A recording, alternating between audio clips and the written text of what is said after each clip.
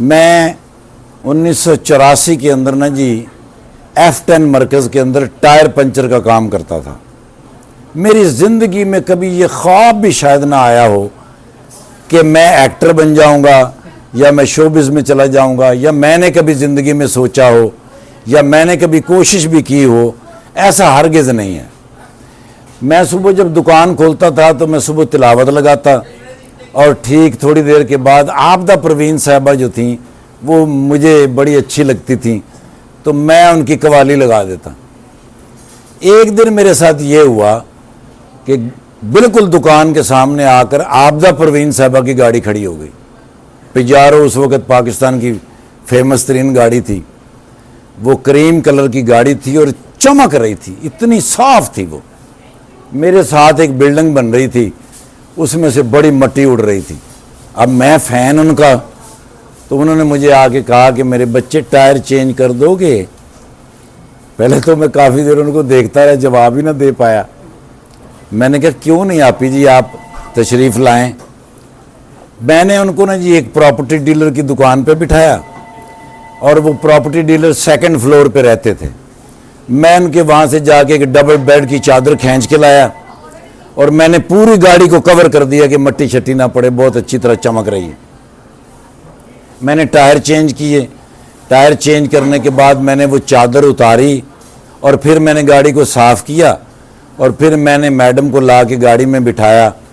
مجھے انہوں نے پیسے دیے میری مزدوری کے، 50 روپے انہوں نے مجھے زائد بھی دیا، اور وہ تھوڑی سی آگے گئیں، پھر واپس آئیں تو مجھ سے پوچھنے لگی کیا نام ہے تمہارا؟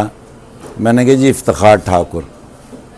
تو مجھے دیکھتے ہوئے انہوں نے کہا ایک دن تم سپر سٹار بنو گے، پوری دنیا تمہاری فین ہوگی۔ میری سمجھ سے باہر تھا کہ وہ کیا لفظ ہیں۔ مجھے تو خوشی تھی کہ وہ جو 50 روپے زیادہ ملے تھے، مجھے وہی خوشی نہیں جا رہی تھی۔ وہ میڈم چلے گئیں۔ تقریباً کوئی 3 سال کے بعد سید نور صاحب کی کوئی فلم جو تھی نا جی، اس کا پریمیئر آ گیا سروز سینما کے اندر، تو وہاں جس بندے نے اس کو کنٹیسٹ کرنا تھا وہ بھاگ گیا یا کوئی پرابلم ہو گئی۔ اس کا جو مینیجر تھا نا جی وہ میرا دوست تھا۔ اس کی دوست ہونے کی وجہ صرف یہ تھی کہ بھئی میرے پاس وہ جو 3 روپے کی ٹکٹ تھی وہ بھی تھوڑی مشکل تھی۔ میری کوشش ہوتی تھی کہ وہ مینیجر کو 1 روپے دے کے کوئی ترلے ترلے کر کے تو فلم دیکھ لواں، بس اتنا سے ہی میرا دوست تھا۔ وہ آیا میرے پاس، اس نے مجھے کہا ٹھاکر اٹھ یار فٹافٹ، تیرنا بڑا ضروری کام پہ گیا۔ میں کہ سر میلے کپڑے، برے حال، کالا منہ، کالے ہاتھ، کالے پیر۔ وہ مجھے لے گیا، اس نے جا کے مجھے اچھی طرح نلایا دھلایا، ایک نیا سوٹ اس نے مجھے لے کے دیا۔ انہوں نے کہا بھائی نے کمپیئرنگ کرنی تسی۔ اب میں نے کہا یار مجھے تو یہ کام آتا ہی نہیں، نہ کبھی میں نے زندگی میں کیا۔ تو اس نے مجھے لکھے ہوئے پیپر دیے، اس نے کہا یہ سارا کچھ لکھا ہوا، سید نور صاحب وہاں، میڈم سائمہ، بڑے بڑے سٹار، سمی بھی تھا، وہ جو عدنان سمی صاحب سیمنٹ دے گٹو جڑے۔ اب وہ پروگرام جب شروع ہوا تو میں نے دیکھا کہ عابدہ پروین صاحبہ وہاں چیف گیسٹ ہیں۔ وہ کافی دیر مجھے دیکھتی رہیں، میرے اندر اتنی بھی جرت نہیں تھی کہ میں ان کو جا کے سلام کر لوں۔ تو مجھے انہوں نے بلایا، مجھے کہنے کہ آپ نے میرے ساتھ پہلے بھی کوئی پروگرام کیا ہے؟ میں نے کہا نہیں میڈم۔ کہاں دیکھا ہے تمہیں؟ میں کہا آپ ہی وہ آپ کے ٹائر چینج کیے تھے F10 مرکز۔ ہاں تو اب شو بزنس میں آ گئے ہو؟ میں نے کہا نہیں آپ ہی پہلے پروگرام۔ پھر مجھے قریب بلایا، بلا کے میرے سر پہ ہاتھ رکھا۔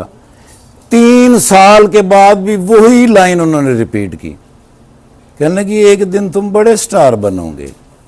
اس کے بعد سہیل احمد صاحب، وسیم عباس صاحب، محمد زبیر صاحب جب اسلام آباد میں ڈرامہ کرنے آتے تو میرے قریب ہی گیسٹ ہاؤس تھا جہاں وہ آ کے ٹھہرتے تھے۔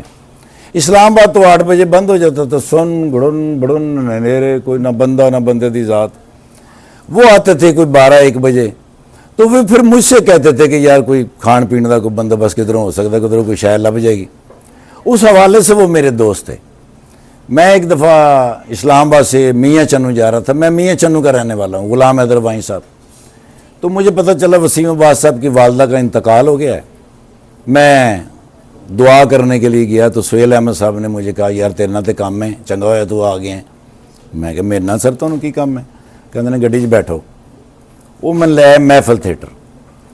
ਆ ਕੇ ਇਹਨਾਂ ਨੇ ਜੀ ਉੱਥੇ ਖੜੇ ਸਨ ਖਾਲਦ ਬਾਸ ਡਾਰ ਸਾਹਿਬ ਤੇ ਮਸਤਾਨਾ ਸਾਹਿਬ। ਉਹਨਾਂ ਨੇ ਸੁਹੇਲ ਸਾਹਿਬ ਨੂੰ ਪੁੱਛਿਆ, ਖਾਲਦ ਬਾਸ ਡਾਰ ਸਾਹਿਬ ਨੇ, ਉਹਨੇ ਕਿਹਾ ਇਹ ਕਿਹਨੂੰ ਫੜ ਲਿਆ? ਉਹਨੇ ਕਿਹਾ ਉਹ ਨਵਾਬ ਦਾ ਰੋਲ ਨਹੀਂ, ਉਹਦੇ ਵਾਸਤੇ। ਕਹਿੰਦਾ ਓਏ ਉਹ ਤੇ ਉਰਦੂ ਰੋਲ ਹੈ ਤੇ ਮੂੰਹ ਇਹਦਾ ਕੰਡਕਟਰਾਂ ਵਰਗਾ। ਉਹਨਾਂ ਨੇ ਕਿਹਾ ਯਾਰ ਪੜ੍ਹਾ ਕੇ ਦੇਖ ਲਾਂਗੇ, ਜੇ ਸਹੀ ਕੀਤਾ ਤੇ ਠੀਕ ਹੈ। ਕਹਿੰਦਾ ਚੱਲ ਪੜ੍ਹਾ ਕੇ ਵੇਖ ਲੈ, ਜੇ ਵਧੀਆ ਹੋਇਆ ਤੇ ਠੀਕ ਹੈ। ਕਿੱਥੋਂ ਦਾ ਰਹਿਣ ਵਾਲਾ ਹੈ? ਮੈਂ ਕਿਹਾ ਸਰ ਮੀਆਂ ਚੰਨੂ ਦਾ। ਕਹਿੰਦੇ ਨੇ ਅਗਰ ਵਧੀਆ ਹੋਇਆ ਤੇ ਠੀਕ ਹੈ, ਨਹੀਂ तो फिर ਇੱਥੇ ਗੁਲੇਲ 'ਚ ਪਾ ਕੇ ਤੈਨੂੰ ਚੰਨੂ वाले पासे ਛੱਡ देंगे।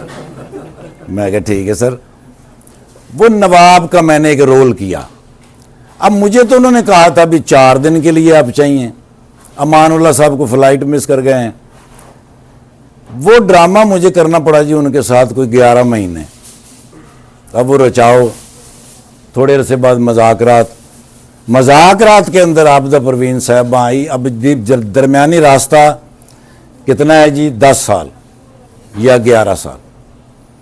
अब लिफ्ट जब जैसे ही वो बाहर निकली तो हम सब लोग खड़े हुए थे रिसेप्शन के लिए, तकरीबन 6 लोग खड़े थे।